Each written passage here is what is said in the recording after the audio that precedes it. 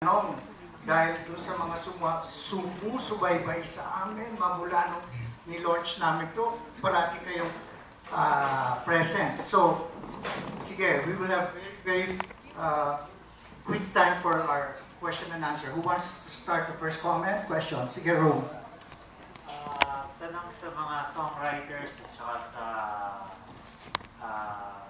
actors. Mukhang pinahirapan kayo ng napakagandang mga kanta. Grabe yung range na dinidemand. For the songwriters, at saka there was this, the rapping part was not just flourish, mahaba talaga siya. At saka old school, mabilis. Was there any coordination? Did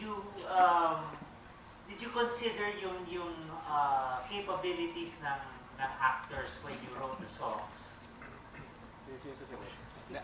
At saka sa actors, how do you feel about the challenge of singing these songs? Kung kinonsider namin yung rap, actually sobrang nagulat kami. Si OJ, si Jay, tsaka si Algat Maitan, yung alternate ni OJ, nung una namin tinuturo yun, hindi namin talaga alam kung ano yung mangyayari.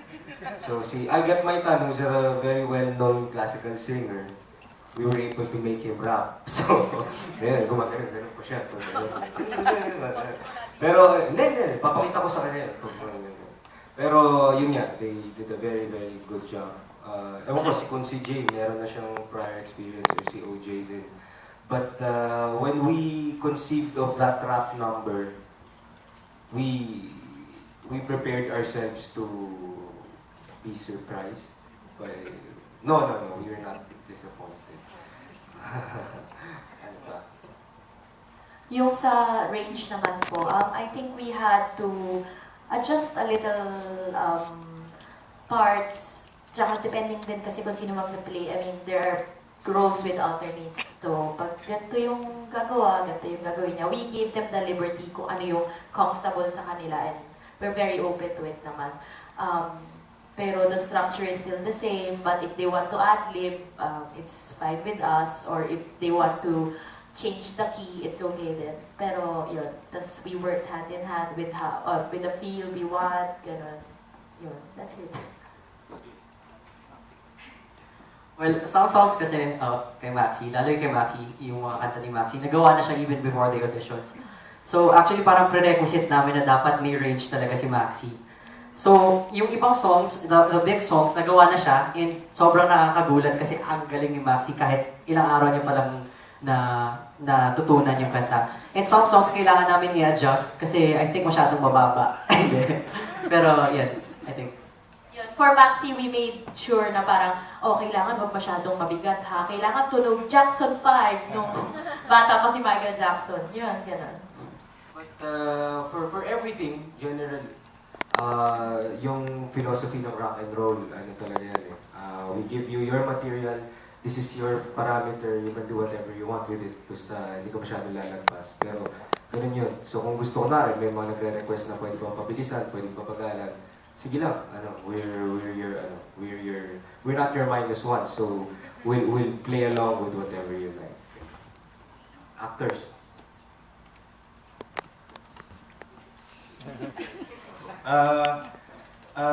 Una po kasi madaling kantahin yung mga awit na binigay po sa amin. That's tremendous recall. Tapos siyempre po yung titik ni Pichay, ayan, yung music po na binigay ni na William, ni na Janine, ni na JJ. Madali po talagang sabayan. So, and we were very grateful na hinayaan nila po kami na maging collaborative with creating the music and how to interpret it. So, naging madali rin po para sa amin. And it's such a joy to sing the songs of Maxi. Sana po, pag-uwi nyo, kantay nyo siya paulit-ulit na paulit. Pwede rin po bumalik para manood. Mas maganda yun. Mas maganda para po yun. Para sa akin, yung rap siguro, kasi ito nung nag-rehearse kami, pag hindi mo nabanggit yung kasunod na like linya or yung lyrics, talagang hindi mo na masusundan. As in, parang pag natapa ka, parang hindi ka na mahirap tumangon. So, nung time na nag-rehearse kami, sa tulong din naman ng ano namin, ng lahat, sila Sir Dex, yung director namin, sila Jenny, sila William. Nung time na nag-rehearse kami ng rap, parang nahihirapan kami. Pero meron kaming mga... Sa akin naman, hindi naman din bago sa akin. Kasi nung bata ako, nag-rap ako sa Takuta eh. Nilarap ko yun. So nung time na nag-ano kami nila William, parang ano na lang sa akin yung rap. Pero yun nga, medyo... Yun, masaya naman din. Yung mga kanta, kahit mataas. Yun. Sa akin, buwis buhay. Hindi na, medyo nahirapan lang sa umpisa yung mag-adapt dun sa genre kasi medyo matanda na ako, sanay ako dun sa old school ng musical. But I guess nag-focus din ako dun sa storytelling. And I had really, I enjoyed singing the songs.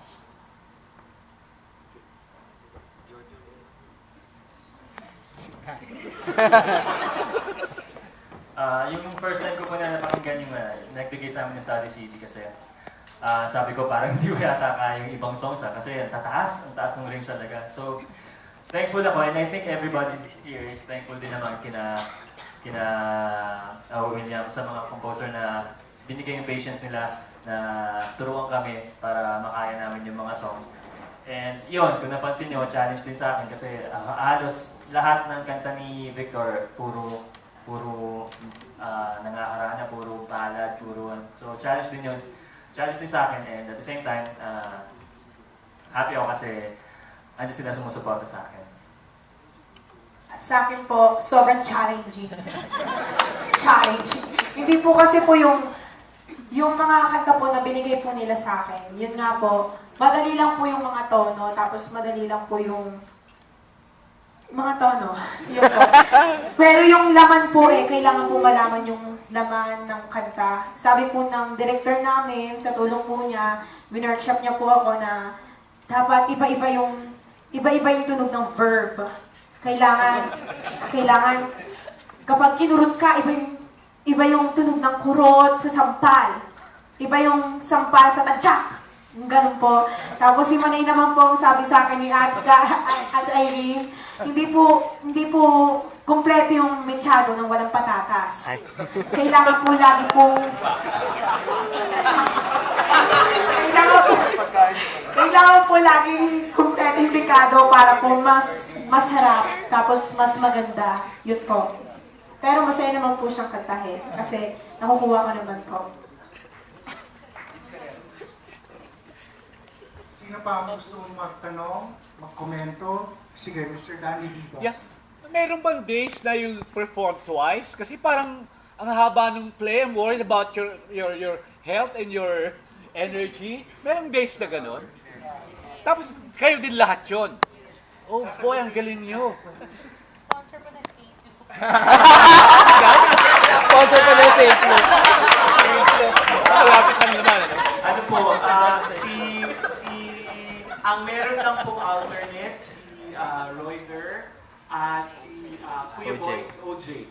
Lahat po sila, all the rest, walang alternate. So they are doing all of the, si EO din may alternate.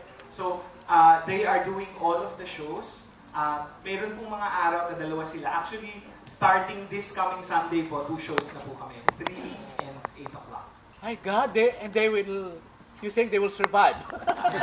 Ako po, I have no doubt in my mind. This is the most talented, the most hardworking set of people I've ever been blessed to work with. So I have full faith and confidence in all of this. It really is an amazing production. Amazing. Maraming salamat.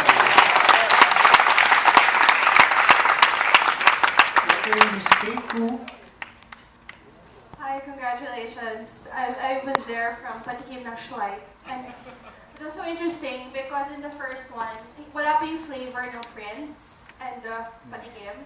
And even in bed, we did, the favorites were, of course, here, the Ising and all that. And I just want to commend Sir Nick. You mentioned that was your 9th at the time. So pang ilan na to? 10th lang. We 10th. started 10th because they had to rehearse. Pero otherwise, bukas magre-rehearse pa kami. Magre-rewrite pa ako. Yukon, how long did it take to? I'm just curious how that whole thing was produced and Whoever wants to answer that. How's it like, Sir Dex? I guess you're the best one to answer that. Actually, yung ViewCon inspired yan ng mga totoong kilala ko na Pontesera. I have a nephew sa Pontesera, sorry, tatago na kita. Actually, yung ibang gowns galing dun sa... katulad ng sinabi ko sa press con, meron akong umuwi ako sa Hagunay, Bulacan, tapos meron akong production. Tapos every time umuwi kami, may mga bata na mas bata sa kanila, around 7, 6, or 5. Tapos habang naggagaya kami ng santo, kasi kilala nilang choreographer ako, kino-choreograph ko sila sa kalye para sa opening number ng kanilang ViewCon. ViewCon, pseudo ViewCon. Tapos nun, paggabi, perform nila. Tapos ayun, kaya po yung mga kataga na sinasabi nilang, sa kanila po galing yun. Lifted yun. Actually, yung nangyari na yung tatay na dumating, totoo pong nangyari yun. Nangyari po yun sa garahe ng lola ko. So, meron po talagang nagalit na tatay at sumugod at nagtago po kaming lahat kasi galit na galit siya. So ganun yung nangyari. So, I think, yun. So, masaya naman siya. Siyempre, meron mga lifted from Miss Universe at saka sa kung ano-ano. Yun po. I think yung sa pelikula po, yung ViewCon nangyari siya sa medyo maaga. It was through Gina Gonzalez. Siya po, ng production designer namin. Siya po yung nagsuggest na what if ilagay natin sa part 2 at yun na nga, nakatulong po siya ng malaki. Morning slide. Yes, Nana. The naked scenes, was that in the script from the get-go, and how did the actors react? How did the actors react nung nakita nila? Yes, Jim. Jim. Well, actually, after the auditions, after the day after auditions, it was announced na casted na, pero wala pang roles. So, during the contract signing, wala pa ding roles. So, a week before, after slide, nilabas yung roles. So, Eric, so may mga names na, syempre namin kilala kung sino yung mga roles na yun. Tapos, yung day 1, parang sabi, mag-hubad ka. Tapos, bring it on. So, ginawa na lang namin mabilis na. Pero, yun nga, since,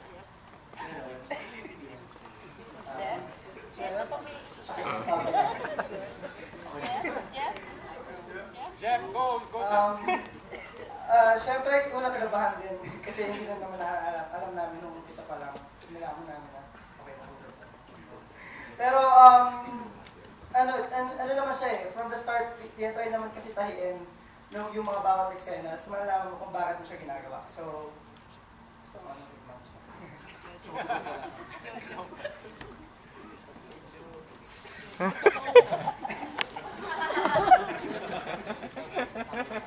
Interesado po ba kayo?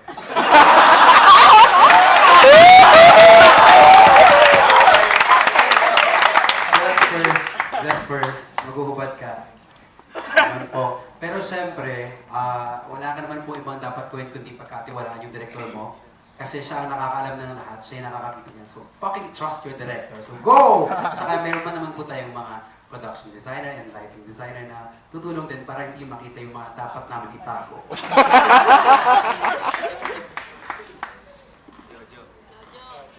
Jojo. Meron ba? Shower scene. Na-shower scene niya. Yung una po, binablock ako ni director namin, Sir Dexter. Ang alam ko, yung may nakaharang, parang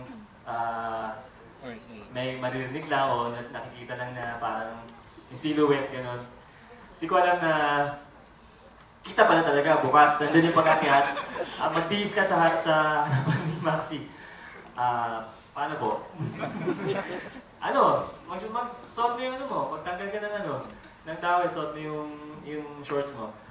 Okay po, sige po. Kaya lang, syempre, meron din po dito concern, but still, I managed to do the scene. That's the director.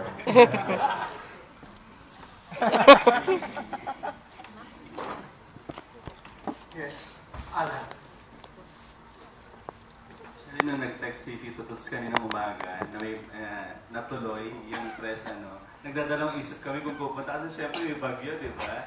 Pero you really entertained us. Kumbaga hindi na sayang pagpunta namin kasi talagang napaiyak nyo kami, napatawa nyo kami. Congratulations.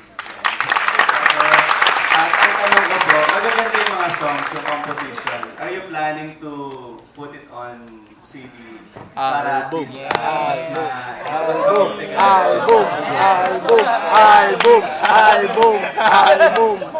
That's been my secret dream. Tubig, hindi.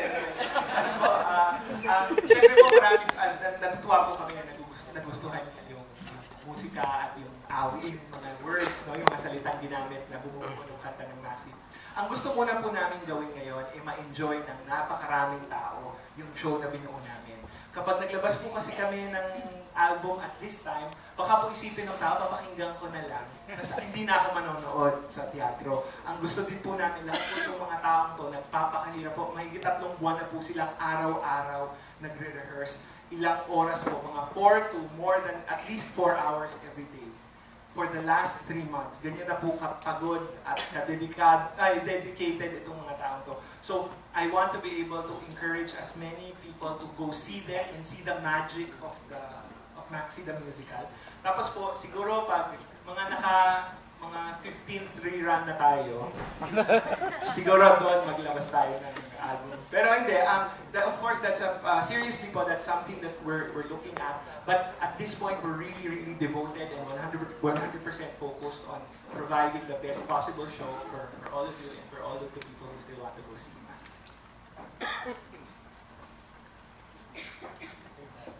Yes, bago pala, the lyrics are found in the souvenir program.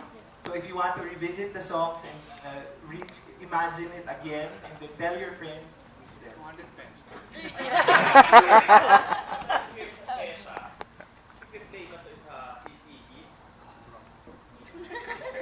Wala pong planong ganon. Unfortunately po, because of schedule constraints, we really only have 18 performances. After 18 performances, because PETA po is one of the most popular venues for theater. It's very, very difficult to get a booking here. Ganon din po sa Cultural Center or any other theater in the city. So, the only time that you can actually go see Maxi, the musical, is only starting tomorrow night po until December 8. Only 18 shows.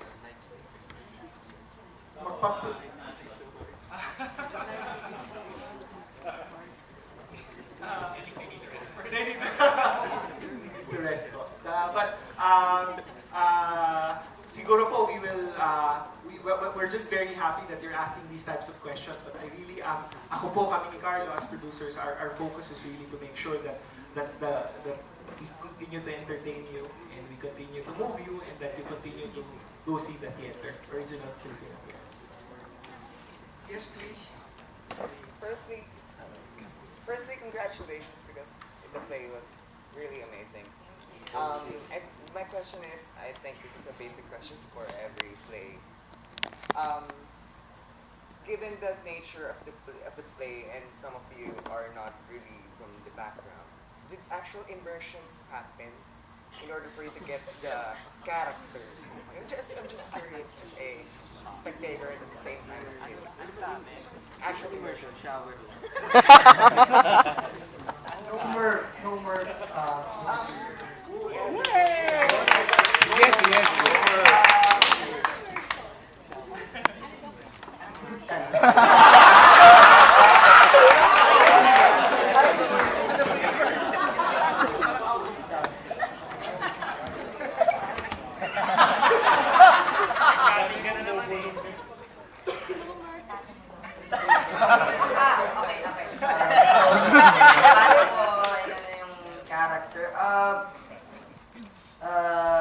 First, binasa ko yung script, pinag-aralan ko yung character ko as Leslie, and then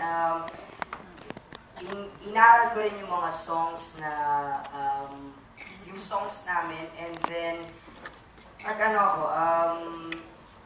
hindi naman ako pumunta sa Sampaloc or anything na place, pero naghanap ako ng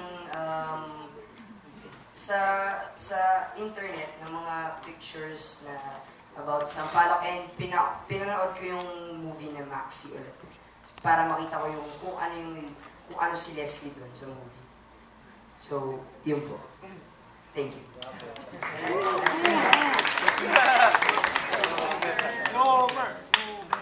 Yung ano po, actually po kaming cast, kapag naglalakad po kami pauwi dyan, meron po kaming mga nakikitang Kuya Bogs, Ali Sally, kung sino-sino pa si Mang Paco, meron din pong mga Becky.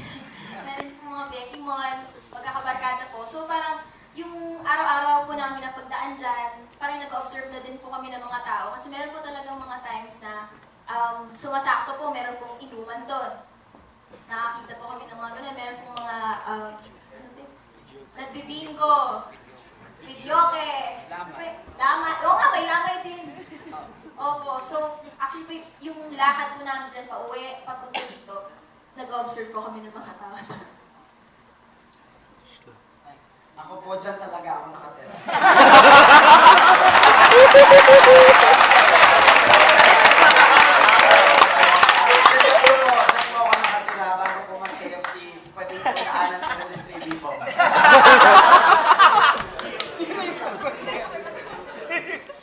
Well, para po sa akin, for my role, I didn't need much research. Titingin na lang ako sa paligid ko na cast. Maghahanap na lang po ako ng example. I can look at Golden Gay. Pwede po ako tumingin sa plus size. Tsaka pwede rin po ako tumingin sa New Gay.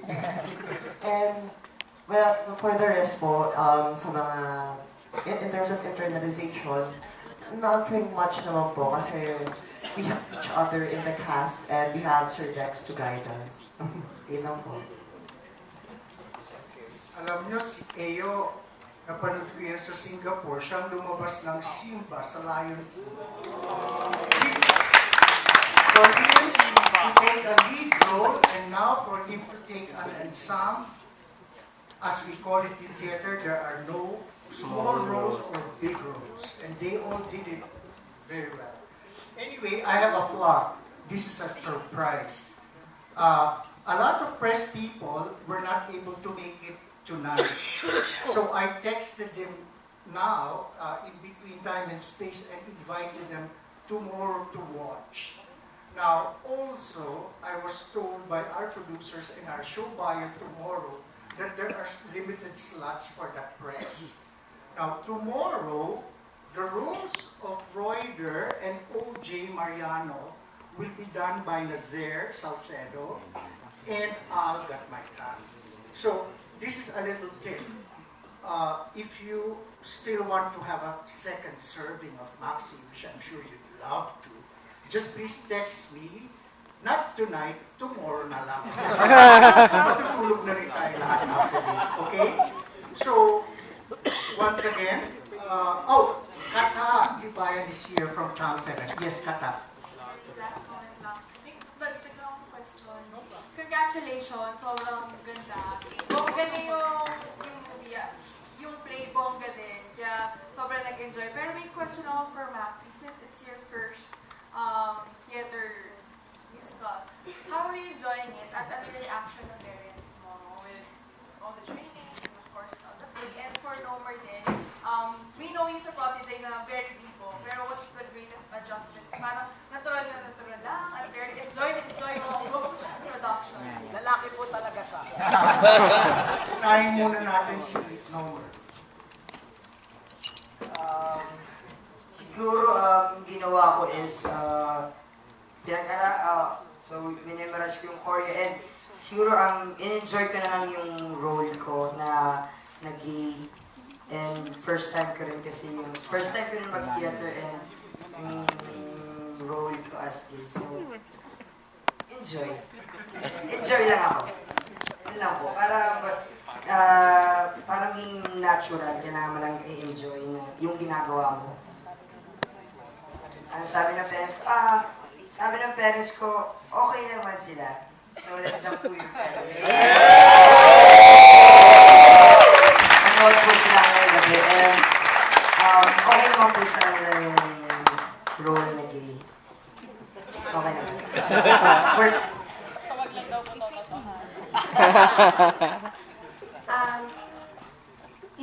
Enjoy ko naman po itong play na to kasi para po sa akin talaga itong play na to. as Maxi na po talaga ako, pero nasusuntok pa rin po ako ng tatay ko sa sobrang kaharutan ko. Char!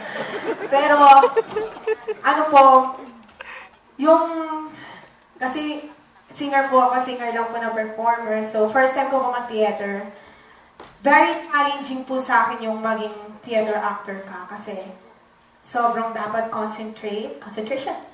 Then, kailangan ko focus. So, nagagalit na nga po yung mga co-actor ko kasi sobrang tigas daw po ng ulo ko. Di daw po ako sumusunod sa kanila kasi kailangan ko po talagang maging sweet na bata.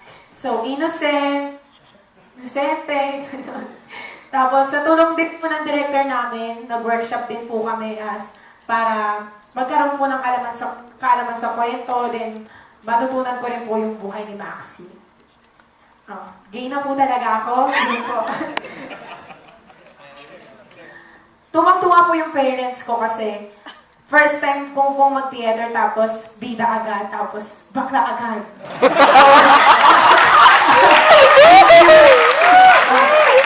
Sobrang tuwa po sila sa akin na, oh my God, anak, hindi ka na magiging lalaki talaga. Bakla ka na talaga. Ayan ka na. Go, go, go. Sabi naman po ng tito ko, bakla ka. Ayan ka na talaga. Igora mo na yan. Push mo yan. Push.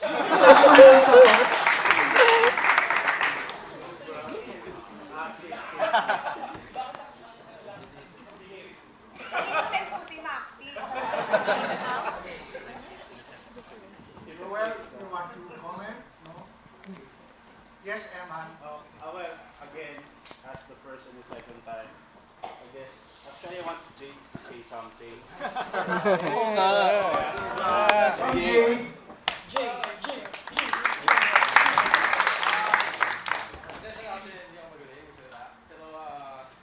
I loved it.